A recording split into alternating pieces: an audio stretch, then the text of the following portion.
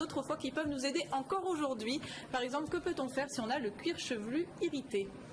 Alors c'est vrai qu'en cette saison, d'abord on perd un petit peu des cheveux, c'est l'automne. C'est l'automne, hein, comme les arbres perdent leurs feuilles, exactement. les têtes perdent leurs cheveux. Exactement. Poétique, c'est beau.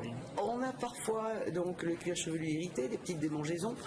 Et voilà une petite astuce qui date d'il y a plus de 100 ans, puisqu'elle date de la naissance de l'aspirine.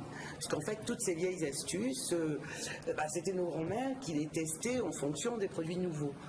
Donc là, elles ont fait un essai avec de l'aspirine pour leurs cheveux et pour leurs démangeaisons. D'accord. Donc vous prenez 2 cachets d'aspirine, surtout non effervescents, les cachets d'aspirine basiques, que vous faites dissoudre dans un demi-verre d'eau fraîche. Vous passez ça sur le cuir chevelu, vous massez délicatement, vous gardez le tout 5 minutes et après vous procédez à votre shampoing habituel. Et vous faites ça une fois par semaine pendant 1 mois.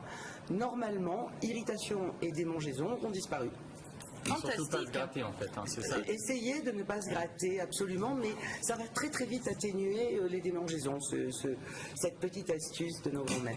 Alors une petite astuce aussi pour les filles, hein, plutôt, à moins que ce soit des présentateurs télé, pour une tache de fond de teint sur une veste par exemple. Oui, alors c'est vrai que parfois les hommes ont du fond de teint quand ils sont sur des plateaux télé, les acteurs, et les femmes qui en hiver sont obligées de mettre, mon père appelait ça du trompe-couillon, je trouve que c'est très joli, pour essayer d'avoir un petit peu meilleure mine. Et ça pour Tony Parker, vous, non? Moi, je fais aucun commentaire. Non, pas d'amalgame. Je ne fais aucun commentaire. Donc, si on a fait une tache de fond de teint sur son col de chemise ou sur son t-shirt, il suffit de prendre un petit morceau de coton, de l'imbiber avec de l'alcool à 90, de frotter. Donc la tache, le fond de teint va pratiquement disparaître complètement. Et après, on passe le vêtement dans la machine à laver. Et c'est magique. C'est magique, le fond de teint aura disparu. Et l'alcool n'abîme pas le tissu? Non, alors évidemment, il faut le frotter délicatement, mais ça n'abîme pas le tissu. Bon, ça se fait généralement sur les chemises qui sont en coton. Si vous avez l'impression que le tissu peut être un petit peu plus fragile, vous faites un petit essai dans un coin qui ne se voit pas, mais ça marche essentiellement pour le coton. En fait, hein. Ça, il faut le faire avant le premier lavage. Oui. Alors, quelles que soient les taches dont on parle sur un tissu, on enlève la tache avant de laver le vêtement. D'accord. Les collants, c'est souvent très fragile, hein. On a vite fait de faire une maille dans son collant tout neuf. Alors, comment prolonger leur durée de vie? Voilà, alors c'est vrai qu'aujourd'hui, on trouve des collants qui coûtent rien, mais on a parfois envie de se faire plaisir avec une très belle paire de collants. Et là, on n'a pas forcément envie de la mailler tout de suite. Bien sûr. Et moi, j'ai vraiment le souvenir qu'il y a pas si longtemps quand même, parce que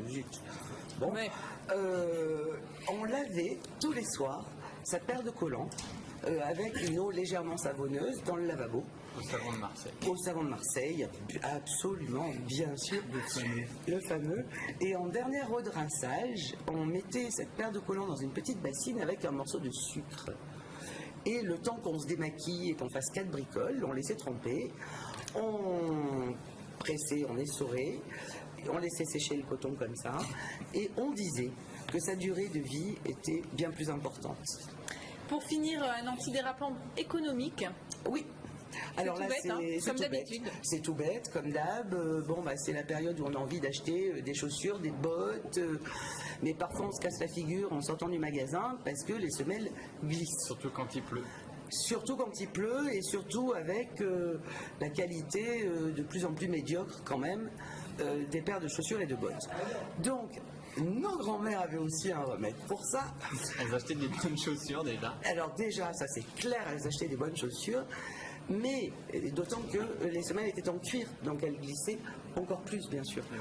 Donc là, quand vous achetez votre paire de chaussures ou votre paire de bottes, vous rentrez à la maison avant de les mettre pour la première fois et vous les frottez, vous frottez les semelles avec une demi-pomme de terre crue. Ah, il y en a, j'ai vu, ils lacéraient sinon un peu leur... Oui, mais ça les abîme. Non, c'est pas bon. Plutôt que de lacérer, il vaut mieux passer du papier de verre, un petit peu papier de verre, si vous n'avez pas de pomme de terre. Mais une demi-pomme de terre crue, ça coûte rien et vous ça marche. Plus et vous ne vous casserez plus la figure. Merci beaucoup Catherine. Je rappelle que l'on peut retrouver toutes vos recettes et astuces dans votre